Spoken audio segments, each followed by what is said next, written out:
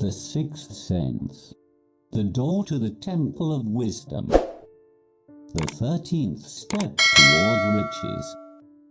The 13th principle is known as the sixth sense, through which infinite intelligence may and will communicate voluntarily, without any effort from, or demands by, the individual.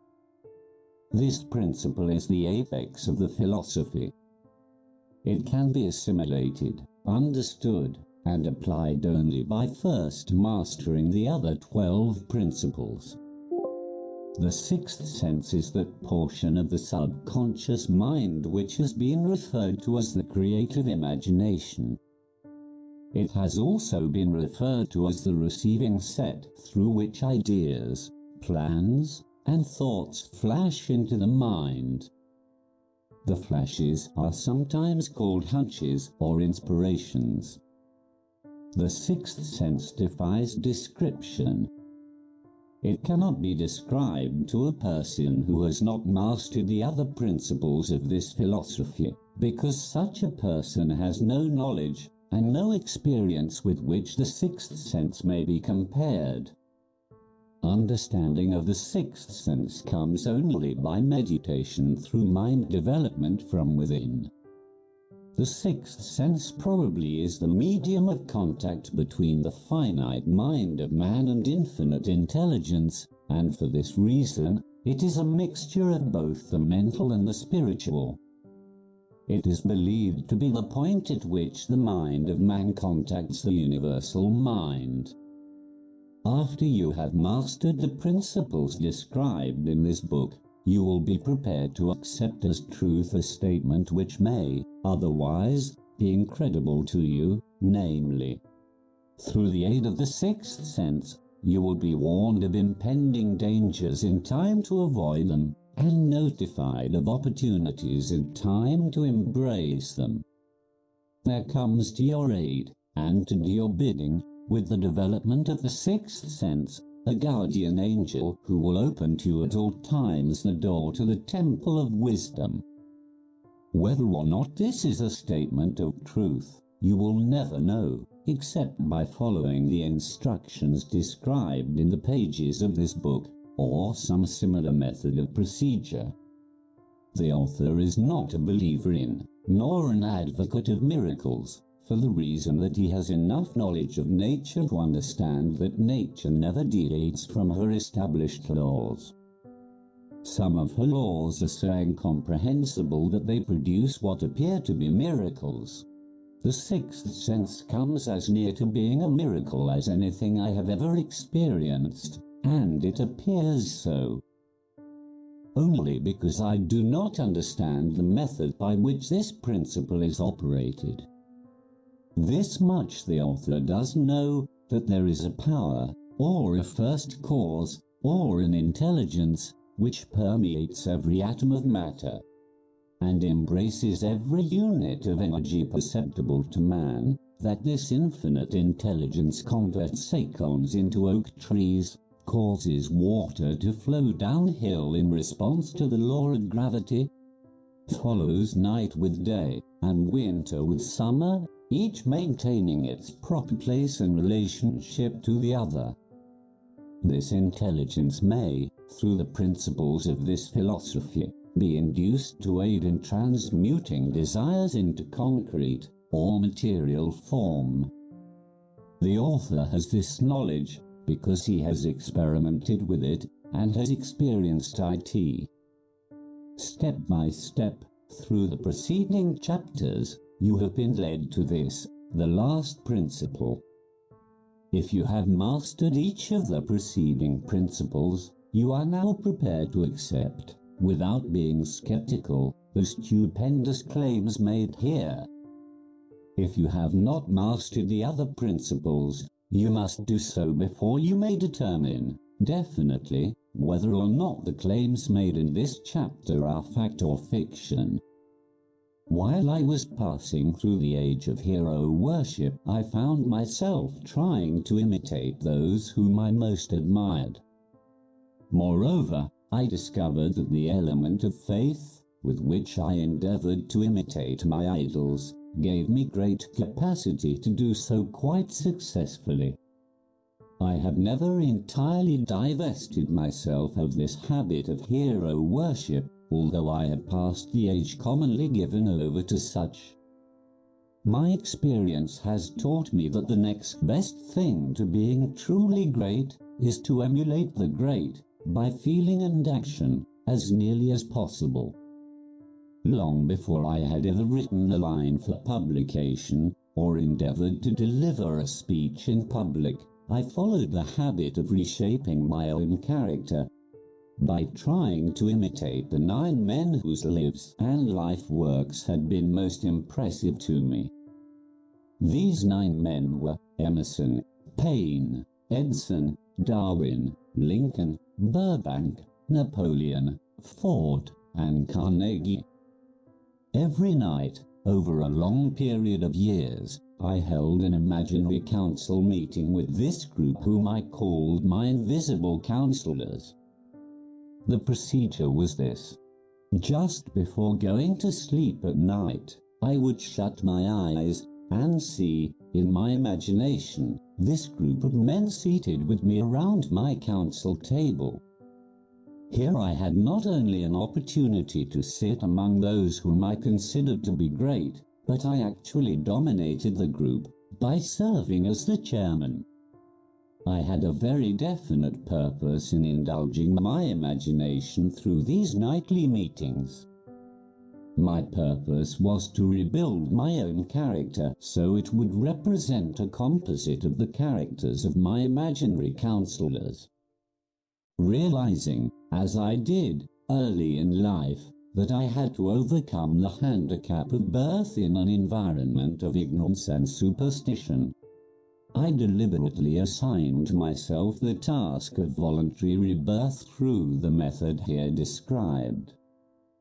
Building character through autosuggestion.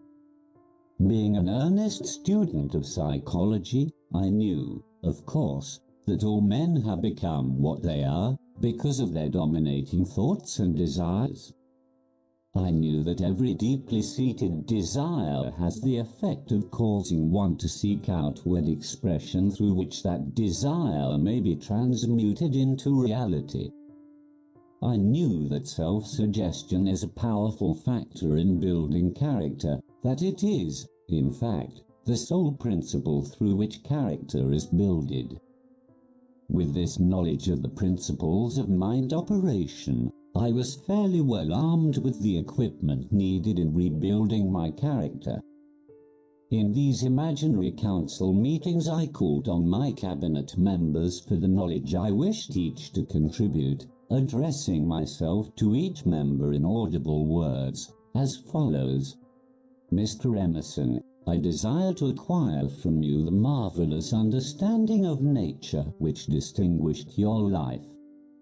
I ask that you make an impress upon my subconscious mind of whatever qualities you possessed which enabled you to understand and adapt yourself to the laws of nature. I ask that you assist me in reaching and drawing upon whatever sources of knowledge are available to this end. Mr. Burbank, I request that you pass on to me the knowledge which enabled you to so harmonize the laws of nature that you caused the cactus to shed its thorns and become an edible food. Give me access to the knowledge which enabled you to make 2 blades of grass grow where but 1 grew before, and helped you to blend the coloring of the flowers with more splendor and harmony. For you, alone, have successfully gilded the lily. Napoleon, I desire to acquire from you, by emulation, the marvelous ability you possess to inspire men and to arouse them to greater and more determined spirit of action. Also to acquire the spirit of enduring faith, which enabled you to turn defeat into victory and to surmount staggering obstacles.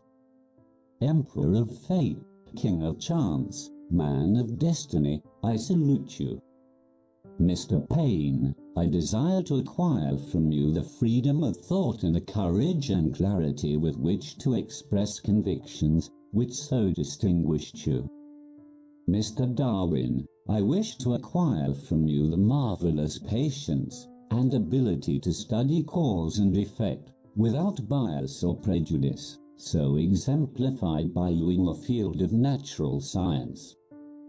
Mr. Lincoln, I desire to build into my own character the keen sense of justice, the untiring spirit of patience, the sense of humor, the human understanding, and the tolerance, which were your distinguishing characteristics.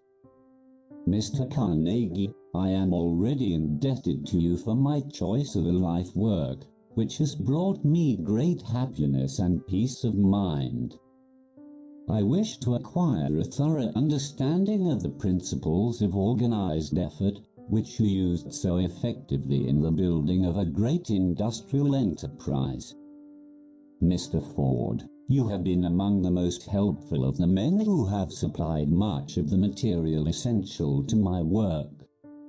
I wish to acquire your spirit of persistence, the determination, poise, and self-confidence which have enabled you to master poverty, organize, unify, and simplify human effort, so I may help others to follow in your footsteps.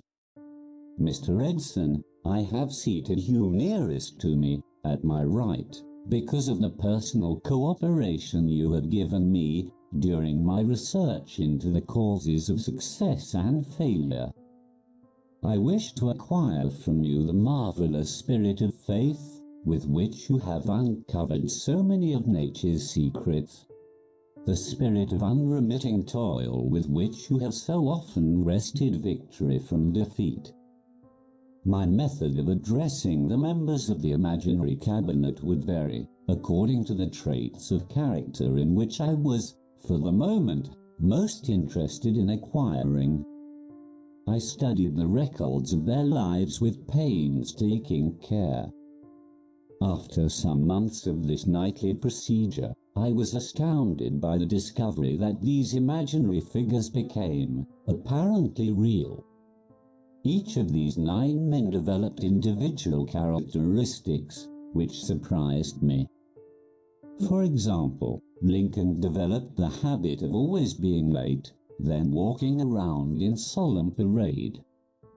When he came, he walked very slowly, with his hands clasped behind him, and once in a while he would stop as he passed, and rest his hand, momentarily, upon my shoulder. He always wore an expression of seriousness upon his face. Rarely did I see him smile. The cares of a sundered nation made him grave. That was not true of the others. Burbank and Paine often indulged in witty repartee which seemed, at times, to shock the other members of the cabinet. One night Paine suggested that I prepare a lecture on the age of reason and deliver it from the pulpit of a church which I formerly attended. Many around the table laughed heartily at the suggestion. Not Napoleon. He drew his mouth down at the corners and groaned so loudly that all turned and looked at him with amazement. To him the church was but a pawn of the state, not to be reformed, but to be used as a convenient inciter to mass activity by the people. On one occasion Burbank was late. When he came, he was excited with enthusiasm and explained that he had been late because of an experiment he was making, through which he hoped to be able to grow apples on any sort of tree. Paine chided him by reminding him that it was an apple which started all the trouble between man and woman. Darwin chuckled heartily as he suggested that Paine should watch out for little serpents when he went into the forest to gather apples, as they had the habit of growing into big snakes. Emerson observed, "No serpents, no apples," and Napoleon remarked, "No apples, no state." Lincoln developed the habit of always being the last one to leave the table after each meeting. On one occasion, he leaned across the end of the table, his arms folded, and remained in that position for many minutes. I made no attempt to disturb him. Finally, he lifted his head slowly, got up and walked to the door, then turned around, came back, and laid his hand on my shoulder and said, "My boy, you will need much courage if you remain steadfast in carrying out your purpose in life. But remember, when difficulties overtake you, the common people have common sense. Adversity will develop it." One evening Edson arrived ahead of all the others. He walked over and seated himself at my left, where Emerson was accustomed to sit, and said, "You are destined to witness the discovery of the secret of life. When the time comes, you will observe that life consists of great swarms of energy, or entities, each as intelligent as human beings think themselves to be. These units of life group together like hives of bees, and remain together until they disintegrate through lack of harmony. These units have differences of opinion, the same as human beings, and often fight among themselves. These meetings which you are conducting will be very helpful to you.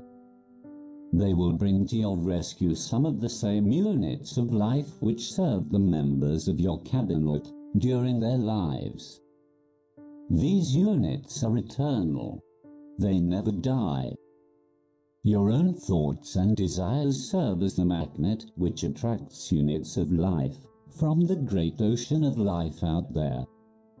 Only the friendly units are attracted, the ones which harmonize with the nature of your desires. The other members of the cabinet began to enter the room. Edson got up and slowly walked around to his own seat. Edson was still living when this happened. It impressed me so greatly that I went to see him and told him about the experience. He smiled broadly and said, "Your dream was more a reality than you may imagine it to have been." He added no further explanation to his statement. These meetings became so realistic that I became fearful of their consequences and discontinued them for several months. The experiences were so uncanny, I was afraid if I continued them I would lose sight of the fact that the meetings were purely experiences of my imagination. Some 6 months after I had discontinued the practice, I was awakened one night, or thought I was, when I saw Lincoln standing at my bedside. He said, "The world will soon need your services. It is about to undergo a period of chaos which will cause men and women to lose faith and become panic-stricken. Go ahead with your work and complete your philosophy. That is your mission in life. If you neglect it, for any cause whatsoever, you will be reduced to a primal state and be compelled to retrace the cycles through which you have passed during thousands of years." I was unable to tell, the following morning, whether I had dreamed this or had actually been awake, and I have never since found out which it was, but I do know that the dream, if it were a dream, was so vivid in my mind the next day that I resumed my meetings the following night. At our next meeting, the members of my cabinet all filed into the room together and stood at their accustomed places at the council table, while Lincoln raised a glass and said, "Gentlemen, let us drink a toast to a friend who has returned to the fold."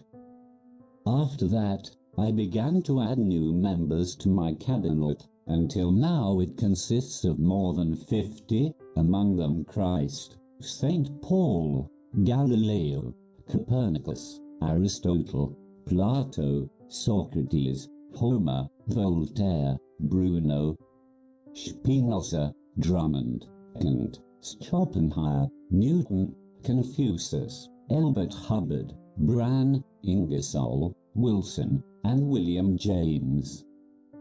This is the first time that I have had the courage to mention this. Heretofore, I have remained quiet on the subject, because I knew, from my own attitude in connection with such matters, that I would be misunderstood if I described my unusual experience.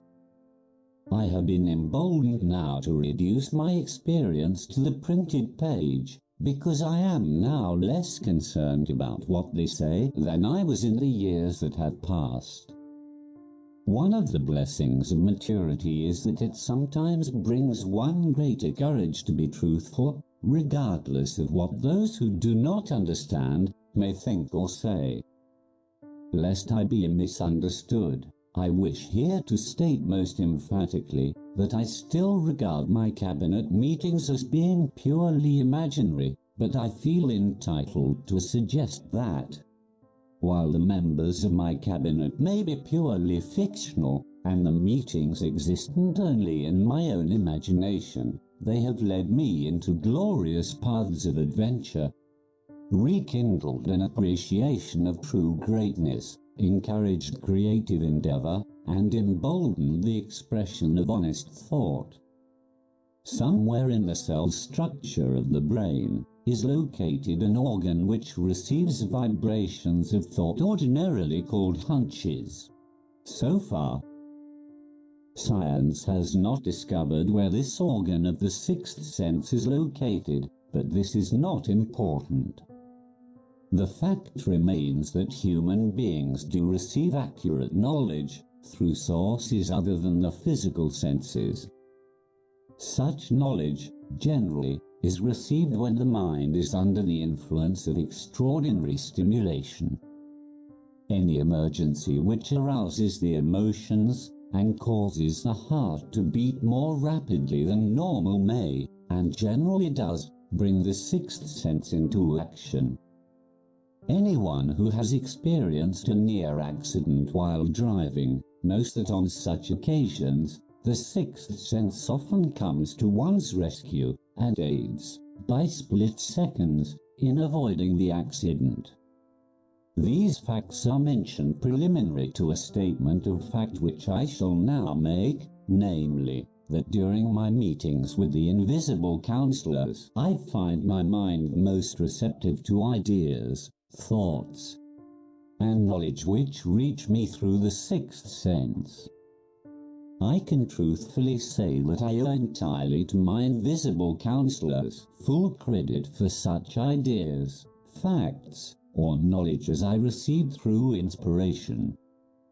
On scores of occasions, when I have faced emergencies, some of them so grave that my life was in jeopardy, I have been miraculously guided past these difficulties through the influence of my invisible counselors. My original purpose in conducting council meetings with imaginary beings was solely that of impressing my own subconscious mind through the principle of autosuggestion with certain characteristics which I desired to acquire. In more recent years, my experimentation has taken on an entirely different trend. I now go to my imaginary counselors with every difficult problem which confronts me and my clients. The results are often astonishing, although I do not depend entirely on this form of counsel. You, of course, have recognized that this chapter covers a subject with which a majority of people are not familiar.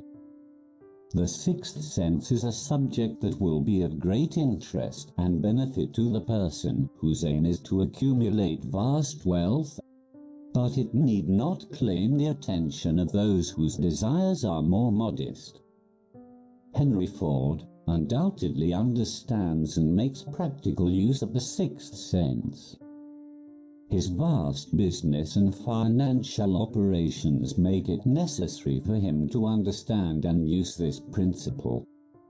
The late Thomas A. Edison understood and used the sixth sense in connection with the development of inventions, especially those involving basic patents, in connection with which he had no human experience and no accumulated knowledge to guide him, as was the case while he was working on the talking machine and the moving picture machine.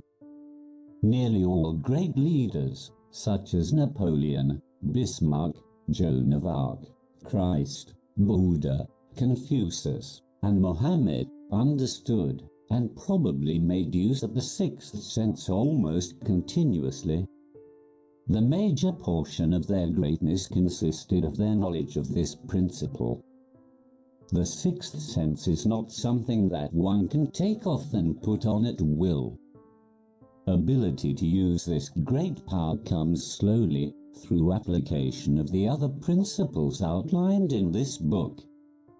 Seldom does any individual come into workable knowledge of the sixth sense before the age of 40. More often the knowledge is not available until one is well past 50, and this for the reason that the spiritual forces with which the sixth sense is so closely related do not mature and become usable except through years of meditation, self-examination, and serious thought.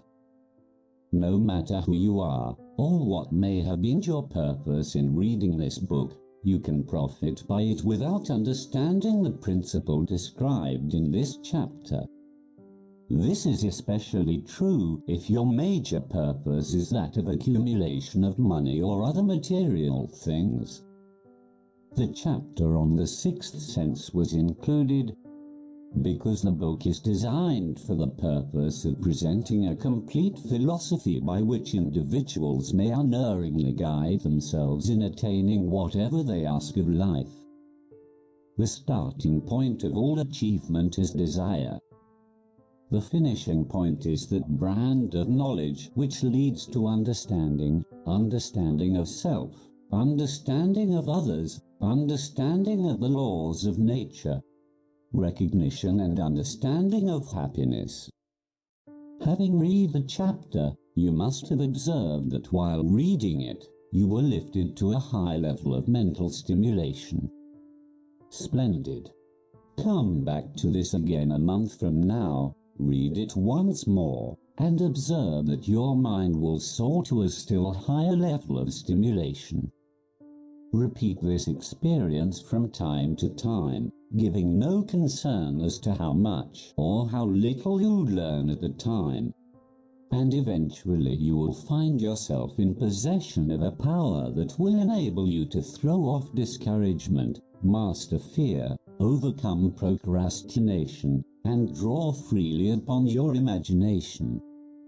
Then you will have felt the touch of that unknown something which has been the moving spirit of every truly great thinker, leader, artist, musician, writer, statesman. Then you will be in position to transmute your desires into their physical or financial counterpart as easily as you may lie down and quit at the first sign of opposition. Faith versus fear. Previous chapters have described how to develop faith through autosuggestion, desire, and the subconscious. The next chapter presents detailed instructions for the mastery of fear.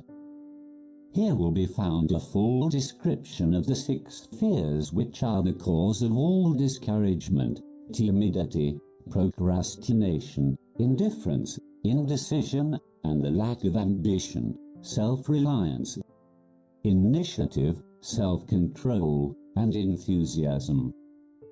Search yourself carefully as you study these 6 enemies, as they may exist only in your subconscious mind, where their presence will be hard to detect. Remember, too, as you analyze the 6 ghosts of fear, that they are nothing but ghosts because they exist only in one's mind. Remember, also, that ghosts, creations of uncontrolled imagination, have caused most of the damage people have done to their own minds. Therefore, ghosts can be as dangerous as if they lived and walked on the earth in physical bodies. The ghost of the fear of poverty, which seized the minds of millions of people in 1929, was so real that it caused the worst business depression this country has ever known. Moreover, this particular ghost still frightens some of us out of our wits.